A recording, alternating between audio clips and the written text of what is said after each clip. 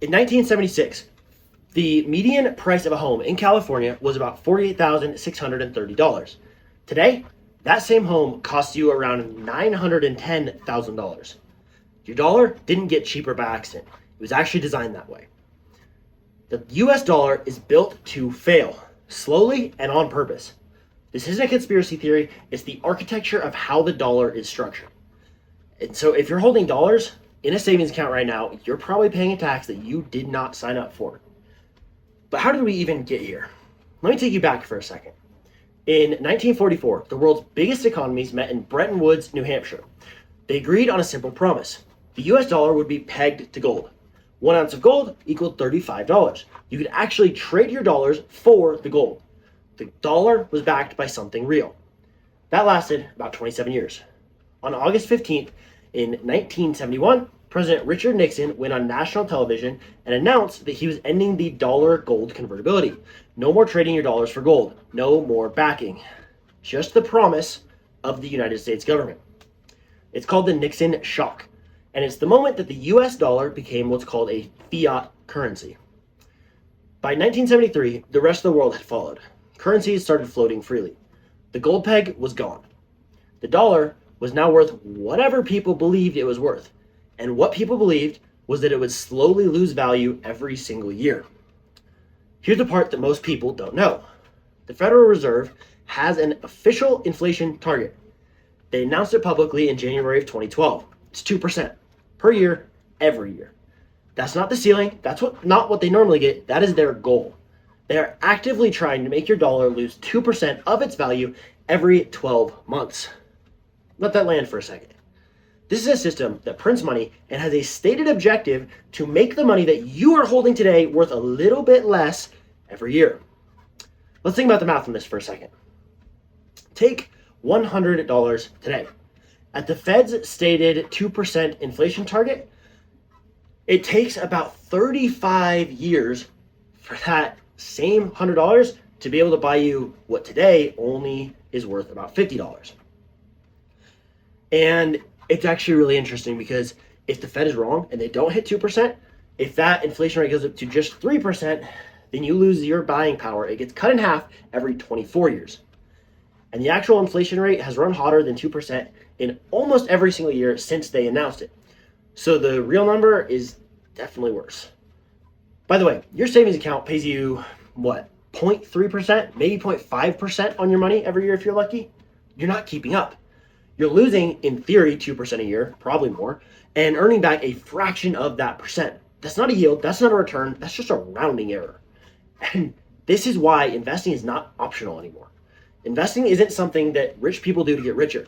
Investing is the only realistic way for an ordinary person to outrun a system that is designed to drain them. You don't have to you don't even have to beat the market, right? When you invest, you just have to match it. The S&P 500, which is basically the average United States stock market, has returned about 10% per year over the last 30 years. That's the total return if you reinvest the dividends. And if you look at Fidelity, they put it at about 10.4% to the end of 2025.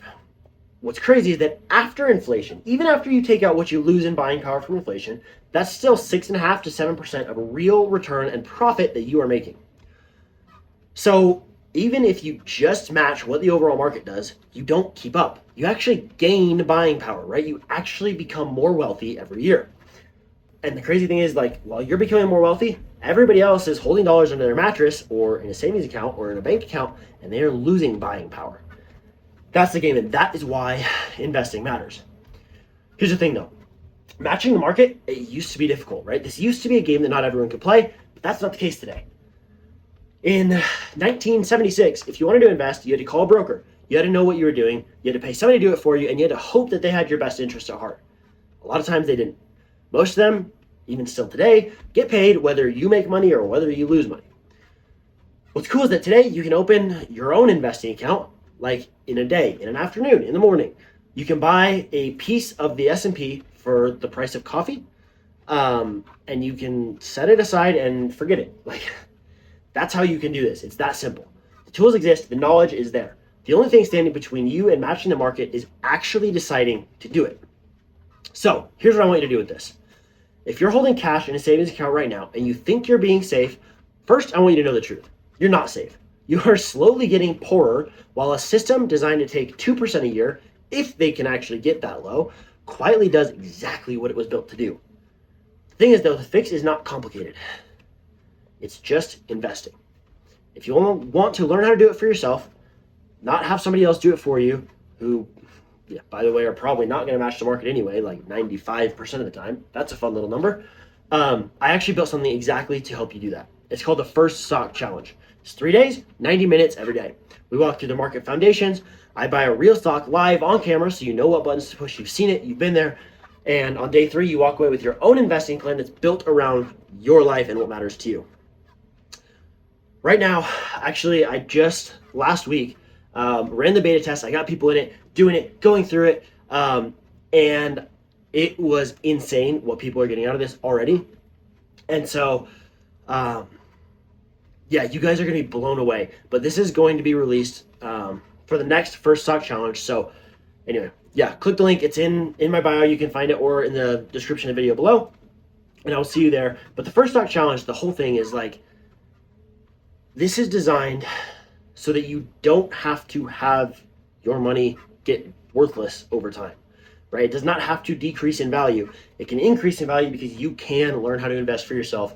And I'll walk you through exactly what you need, how it works, and give you the tools and show you what they look like to actually be able to go do it, to get the knowledge, the tools, the frameworks, the map, and the things that you need to be able to implement wisely, and then you can do it. So anyway, yeah, check out the link in the video down below, and I will see you there on Wednesday.